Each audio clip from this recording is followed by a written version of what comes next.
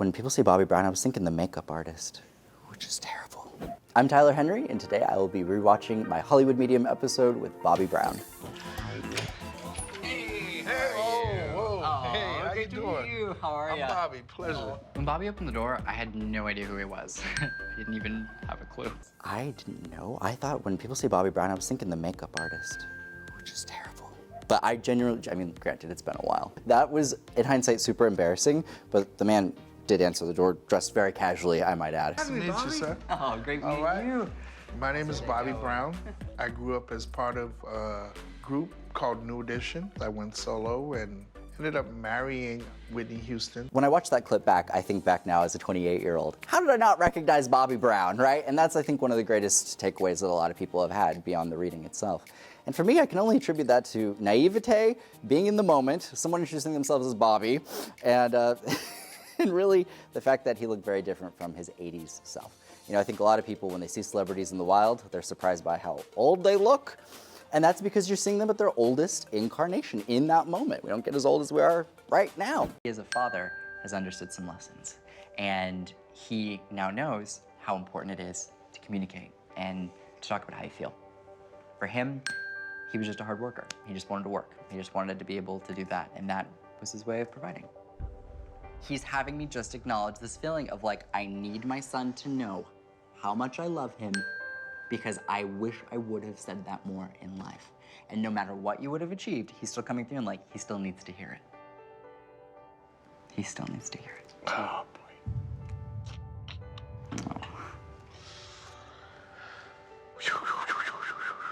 It's a lot to take in. When we see a client respond in a reading, I have to kind of be mindful of it, but I can't get immersed in it. I really view my job as a lot like a mailman, so I don't write the letters, I just deliver the message, and can't get too caught up in what's happening in the moment, but equally have to be considerate and mindful of what the person is going through. I have a woman coming through, having me talk about her heart. And this is very clear in the way that this comes through. She's very insistent to acknowledge, no matter how I died, I need them to know the heart. I need them to know the heart. And there's a feeling of having a susceptibility to a heart arrhythmia and also having a susceptibility just to a heart issue. But I can distinctly tell there are other aspects to this passing. People talking about this or discussing this heart thing, but it's something else. It's like, or I die of something else, people think I die of something else. Mm-hmm. And there's just an emphasis on basically saying like, people don't know the full picture of how, to what extent this really affected me. But it's a weird way for it to get presented from someone to just randomly pop in. Have there been recent discussions about an individual having like a heart thing? Have people said someone had a heart condition? My ex-wife. Okay, this feels heavy. Oh, boy. Yeah, in hindsight, I felt a genuine heaviness on my chest. And that experience was intense in every way. And what I found so interesting about it was, while in the media there are the conversations around Whitney Houston and addiction, the emphasis there in that reading, which in some ways I'm glad I didn't really know from a recognition perspective the full story. So it wasn't biased by the drug narrative. I was getting a very strong emphasis on heart health, heart problems, regardless of what informed or contributed to that. That was really the source of the message. She used drugs, but the way she passed was not a way that I would have I can accept that she passed. Wow. The way this comes through, and I'm going to handle this sensitively, the feeling that comes across is that if someone may have used substances to some extent throughout their life, the feeling is that I know that when I utilize these substances, I'm not going over the amount that I would know to normally take. This doesn't feel like someone who's necessarily directly blaming drugs, even though there's obviously contributing factors, but there's something else. It's heart. It's heart. Heart is fundamentally what she perceives as being the catalyst to her death. Just because the amount that she would have used, she'd done before. And so the feeling is like, it didn't kill me then, why would it kill me now? Unless there's something wrong with my ability to kind of process or metabolize this. Okay. I have people come through who very often will reflect in hindsight of an awareness of things they didn't know at the time, and oftentimes do have to let go of how they passed in some way to be able to embrace life in a new way. She's very selective in the way she comes through. She's not giving me like a ton. She's very private when she's connecting. Very, very private. When he brought up the heart situation, it made some sense. He was bringing forth my ex-wife, and I mean, I don't think he knew that it was my ex-wife that was communicating to him. There was really no reference of the career on Earth, and I think if there had been, I would have been able to kind of recognize through those pieces. But Whitney, as she presented as Whitney the mother, Whitney the wife, Whitney the daughter, and that was really beautiful to connect to beyond what people would expect from a celebrity. She's having me refer to a reference of remarriage.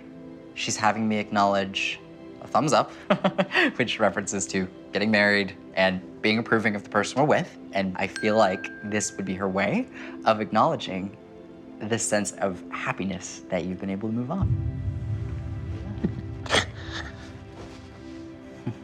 I think that in some ways, the fact that Whitney came through in that reading for Bobbi, it innately was a personal connection between two people who loved each other very much. But of course, being that she had such a large audience, there were messages for fans. I think her focus on her heart health versus some of the issues she dealt with was a greater takeaway.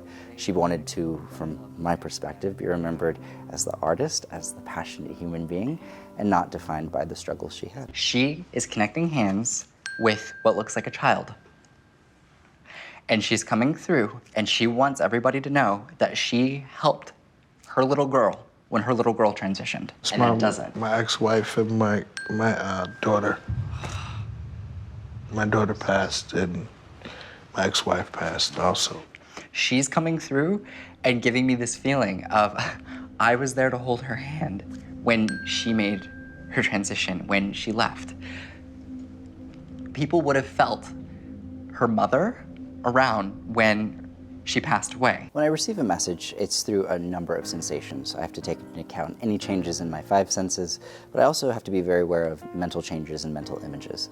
For me, when I do a reading, it's very interpretive. I have kind of a symbol bank that over time I've been able to kind of create and helps me better interpret the information that comes in. So through that, I saw two hands clasping one another without really knowing the entirety of the full context of how that applied.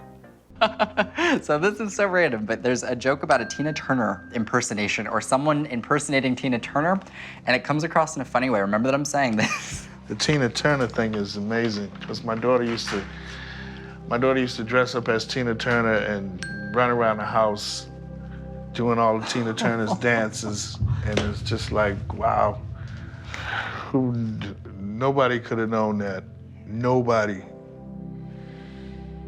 When I think of my reading with Bobbi, I think of the Tina Turner impression. That, for me, was one of the funnier, greater takeaways because it was something so substantive, it was so specific and detailed, and really reflected Bobbi Kristina as a child, that youthfulness, that energy, and the smile it brought to his face is really what it's all about. The feeling that comes through is basically an acknowledgement from this younger female that she knew how much she was loved, that she was told how much she was loved. Do you understand that? Yes, I do. When her mom died, me and my daughter was estranged. Yeah. Thank you for that. Of course, sometimes answers can help. I don't know why this is coming across, but she loves her mom and she loves her dad so much. And she understands that you both were in extraordinarily unique situations, but she comes across basically saying, I understand they did what they had to do to get by from their perspective. And she acknowledges being a little girl, and she was very smart as a child, but she wanted you to know that she wasn't as detrimentally affected by these things as people might have said that she was. Because when she comes across, she's like, I had an amazing life. I had so many opportunities. What was so interesting about Bobbi Kristina's kind of presence in that reading was that there was not as much of an emphasis on the cause of passing as much as there was more of an emphasis on her life. What I found so intriguing was the very distinct reference to Bobbi Kristina dressing up as another pop star, not Whitney Houston, and the fact that this was done and it was a sweet memory that Bobbi had of his daughter, something that was not public and couldn't have been guessed. So it was really beautiful. I have some things here. Sure, That absolutely. was a picture of me and my daughter. Yeah, my baby girl. That's My twin. Oh my gosh, that is surreal. That's Yeah. Kristina. Wow. Well, I'm glad she let me know exactly what I needed to know. Oh my gosh, that is so surreal. Bobbi Kristina, I feel like there had been a Dr. Phil episode that I had been familiar with. And so, of course, when I saw the picture, I was like, oh, funny enough, I recognized her more than I recognized Bobby Brown. My ex-wife was Whitney Houston. I gathered after You seeing did that not. picture. Oh, really? Yes, absolutely. Yes. Okay. Whitney Houston. Yeah. Right. I didn't realize that the person I was bringing through was Bobbi Kristina Brown and Whitney Houston. I am in complete shock. Duh. I think on some level, conveying the full identity wasn't necessarily that important. And they knew who they were there to connect with, and he knew who he was there to feel and hear messages from. And so I think they kind of reflected that through the course of the reading. It was more about the substance of the message than necessarily having to bring through one's discography or tour schedule. You've hit the nail on the head with everything that I wanted to hear, everything that I needed to hear. I don't know how to say, push me to move on. Yeah. I'm just really thankful. I'm really thankful that you came. You have a gift that is beyond what any psychiatrist or any doctor could, ever, tell me or give me. They are very much a part of this new life, just in a different way. So please know that. Okay. He just made me feel comfortable with going on with my life, which is a great thing. I needed that. Come here. My time with Bobby was one of the most special of all of the readings I did because I felt like in our takeaways, I left being able to provide him a little bit of peace of mind, to being able to have clarity, and with that, I think, tie up some loose ends. But I left that reading in shock. It took me about 3 weeks to come down from that. I was like, oh my goodness, Whitney Houston. And that experience really showed me the value of both knowing and not knowing. And in some ways, I'm glad I didn't. It made it a lot more humanizing than I think some of my expectations may have landed. I encourage people to look at all of the readings and see what could be Googled, and then I encourage people to apply that same degree of scrutiny over the things that couldn't have been Googled. I think if you really look fairly at all of what's came through, being that there are celebrities being read, of course there's public information about them, and of course that information may come through, but it's the things that can't be known, can't be guessed, can't be gleaned, that substantiate a reading, and it is that information that's got me where I'm at in my career, and has gotten me the celebrity repertoire that I have, and with over 600,000 requests for private one-on-one readings. So it's really the things that people take away that only they know between them and the person who's passed that makes the difference. You can check out all of my readings on the E! Entertainment YouTube channel. Plus, you can check out my new Netflix show, Live from the Other Side, on September 17th. Thanks for watching.